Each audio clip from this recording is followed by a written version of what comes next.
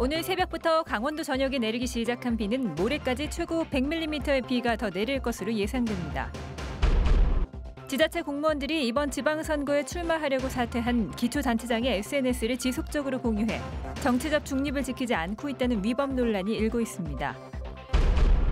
일반인의 미술작품 이해를 돕기 위해 작가와 소통하는 특별한 프로그램인 아트레시피 전시회가 2년째 진행되고 있습니다. 강원도와 올림픽 조직위, 강원도개발공사가 평창 동계올림픽 기간 영업하지 못했던 알펜시아의 사용료를 30억 원씩 부담하기로 잠정 합의했습니다.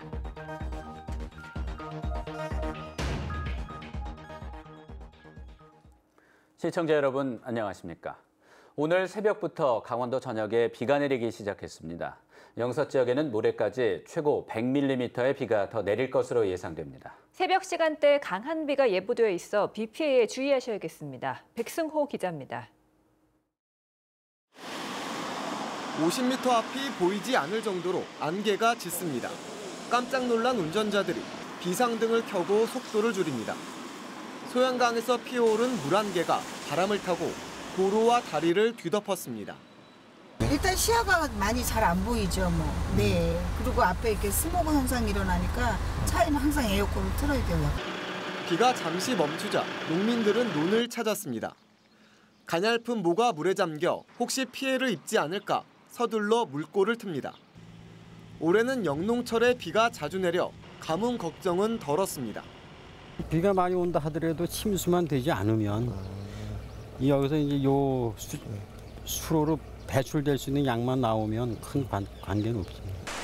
오늘 새벽부터 내리기 시작한 비는 모레까지 이어집니다. 앞으로 영서 지역에는 30에서 80mm, 많이 내리는 곳은 100mm 이상 내리는 곳도 있겠습니다.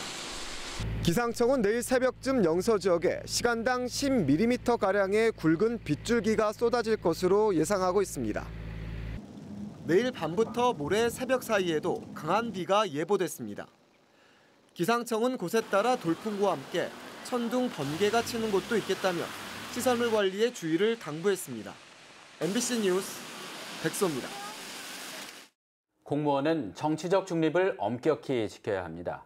선거운동 기간에는 특정 정당이나 후보를 지지할 수도 없습니다. 그런데 모 지자체 공무원들이 이번 지방선거에 출마하려고 사퇴한 기초단체장의 SNS를 지속적으로 공유해 위법 논란이 일고 있습니다. 이용철 기자입니다.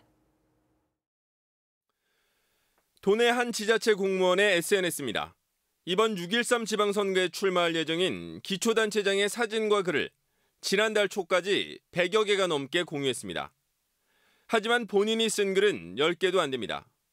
의구심이 들어서 그걸 한번 이렇게 훑어봤습니다. 그 나이 운영할 수 있는 그런 단계는 아니라고 보거든요. 근데 이제 공유하기를 해서 후보의 글을 거의 120건 이상을 공유하기를 해서 띄어 올려버린 겁니다. 이 지자체의 다른 공무원 10여 명도 적게는 10여 개에서 많게는 수십 개까지 기초단체장의 글을 퍼날랐습니다. 해당 공무원은 순수한 마음으로 공유했다고 해명합니다.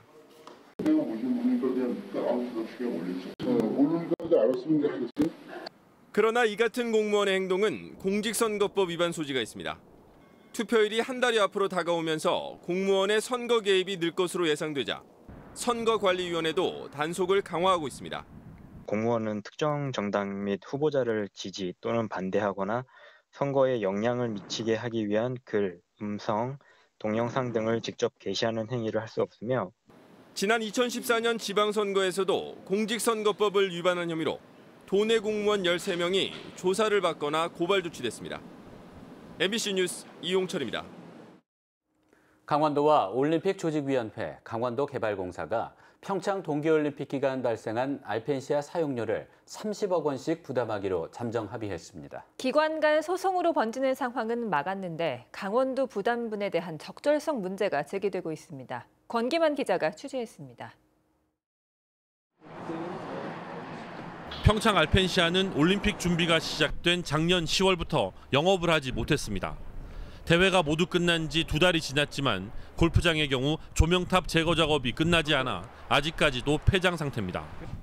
이렇게 발생한 영업 손실이 얼마고 또 이것을 누가 부담하느냐를 두고 강원도개발공사와 올림픽 조직위원회가 갈등을 빚어오던 중 조직위와 강원도가 각각 30억 원씩 개발공사에 지불하기로 잠정 합의했습니다. 각 기관의 이해관계에 너무 얽매여가지고 계속 그 잡음이 날 경우에 성공 개최 올림픽이라는 그 이미지도 퇴색하지 않을까. 그런 부분에 대해서는 서로가 이제 공유하는 부분이고요. 사용료로 111억 원을 요구했던 강원도 개발공사도 한 발 물러나 30억 원을 자체 부담하는 방식의 합의안을 받아들이겠다고 밝혔습니다. 이제 세 개 기관이 합의안에 서명만 하면 문제는 해결됩니다. 하지만 강원도가 도비 30억 원을 올림픽 경기시설 사용료로 지불하는 것이 부적절하다는 의견도 있습니다. 흑자올림픽이라고 하지만 이 대회를 운영한 조직이만 수익을 남기고 이 강원도는 경기장 건설 그리고 운영 이런 것들은 물론이고 알페시아 이 사용료 부담까지도 이런 손실들만 떠안는 상황들은 도민들 입장에서는 납득하기가 굉장히 어려운 상황이죠. 최종적으로 합의가 이뤄지면 강원도가 30억 원을 부담하는 내용 등이 담긴 추경 예산안은 오는 7월 새롭게 구성되는 강원도 의회에서 처리하게 됩니다. MBC 뉴스 권기만입니다. 미술작품 감상은 늘 어렵게 느껴지는데요. 표현 기법이나 작가의 의도까지 파악하는 데는 전문 지식이 필요하다는 생각 때문인데요. 이 간극을 메우기 위한 특별한 프로그램이 2년째 진행이 되고 있습니다. 강화길 기자가 그 현장에 다녀왔습니다. 고사리 손이 연신 망치를 두드립니다.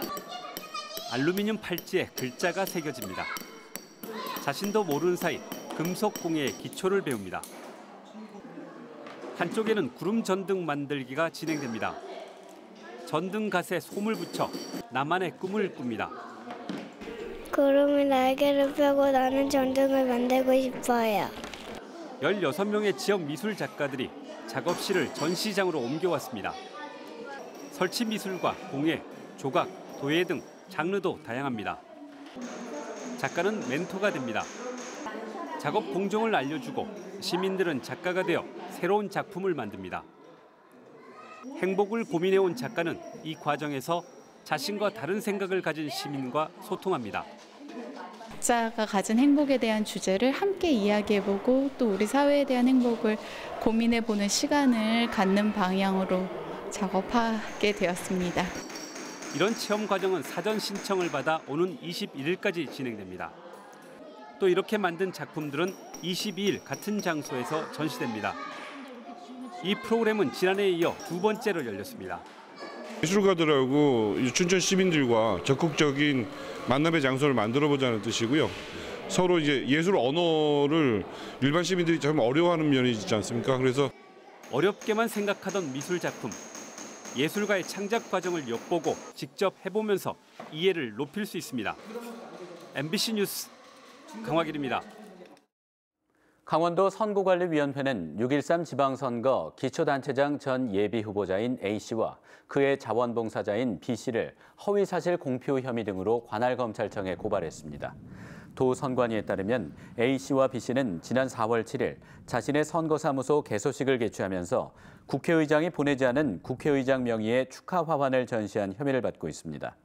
또한 국회의장이 발송하지 않은 국회의장 명의의 축전을 낭독했으며 그 장면 등을 A씨의 SNS 계정을 통해 생중계해 선거 구민 등에게 허위 사실을 전파한 혐의를 받고 있습니다. 경찰이 공직선거법 위반 혐의로 동해시장실과 시청 사무실 등을 압수수색했습니다.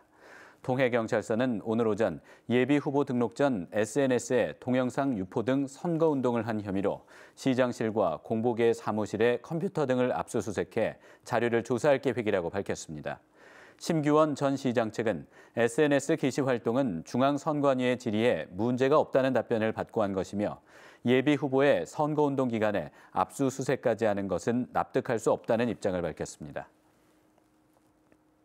지난달 강원도 경제활동 인구가 증가했지만 취업자는 감소해 실업률이 큰 폭으로 상승했습니다. 동북지방통계청에 따르면 4월 강원도 경제활동 인구는 82만 9천 명으로 지난해 4월에 비해 0.7%인 6천 명이 증가했습니다. 취업자는 80만 4천 명으로 0.2%인 2천 명이 감소해 고용률은 62.9%, 0.4%포인트 하락했습니다. 특히 상용 근로자 취업자는 1%인 4천 명이 감소했습니다. 실업자는 2만 5천 명으로 44.8%인 8천 명이 증가해 실업률은 3%, 0.9%포인트 상승했습니다. 춘천 소양정수장 정수능력 확장 사업이 올해 준공됩니다.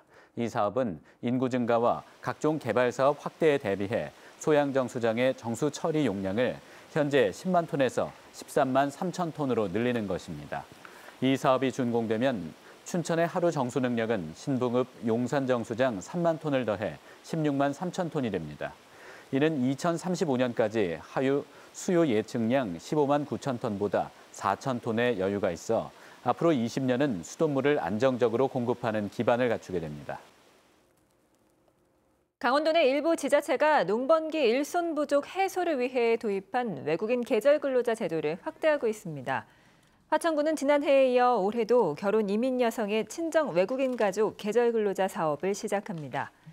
화천 지역의 경우 올해는 외국인 계절 근로자를 85명으로 크게 확대했습니다.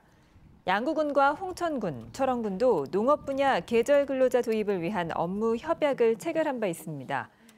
춘천시도 만성적인 일손 부족 해소를 위해 올해 처음 외국인 근로자 고용 사업을 추진했습니다. 양구군은 범죄 예방을 위해 CCTV 통합관제센터 준공식을 갖고 오늘부터 운영에 들어갔습니다. 양구군은 지난해부터 국비 등 11억 5천만 원을 들여 CCTV 통합관제센터 구축 사업에 나서 군청사 별관 3층에 195제곱미터 규모의 CCTV 통합관제센터를 설치했습니다.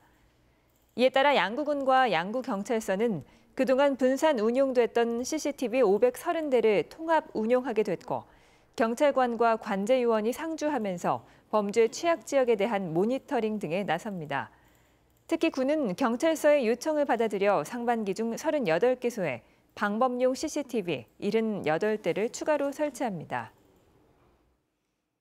어제 오후 양구 지역 군부대를 탈영했던 병사가 탈영 14시간 만에 수색하고 있던 부사관에게 발견됐습니다. 육군 3군단은 오늘 오후 2시쯤 양구 지역 부대 인근 비닐하우스에 숨어있던 김모 일병을 같은 부대 부사관이 발견하고 부대로 이송했다고 밝혔습니다. 김 일병은 어제 오후 11시 40분쯤 부대를 탈영했고 탈영 당시 비무장 상태의 활동복 차림이었습니다. 3군단은 김 일병이 별다른 저항을 하지 않았고 현재 군 헌병대에서 탈영 원인 등에 대해 조사받고 있다고 밝혔습니다. 화천 주민들이 서울 춘천 고속도로 개통 이후 돌려받은 통행료 할인액은 1,700여만 원으로 집계됐습니다. 화천군은 지난 2009년 서울 춘천 고속도로 개통된 이후 올해 4월까지 화천 주민들의 통행료 할인액 환불금은 867명, 1,732건에 1,716만 3,790원이라고 밝혔습니다. 최근 1년 동안은 66명이 환불받았고 월 평균 환불액은 42만 원으로 미미한 실정이었으며 실제 매달 5명에서 10명의 주민만이 환불 혜택을 받고 있는 것으로 나타났습니다.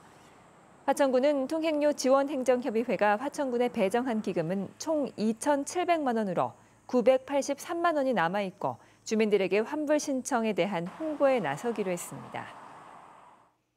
제20회 인제 용대리 황태축제가 오는 19일부터 22일까지 인제군 북면 용대 삼리 삼거리에서 열립니다. 올해 축제는 황태 상설 유리체험, 황태 문화체험, 황태 장터와 부대 행사 등 7개 분야 35개 프로그램으로 진행됩니다. 뉴스를 마칩니다. 고맙습니다.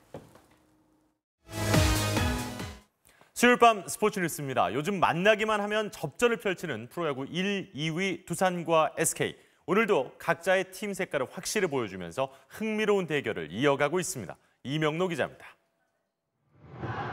탄탄한 수비의 두산과 화끈한 한방의 SK. 초반엔 허경민의 수비가 가장 돋보였습니다.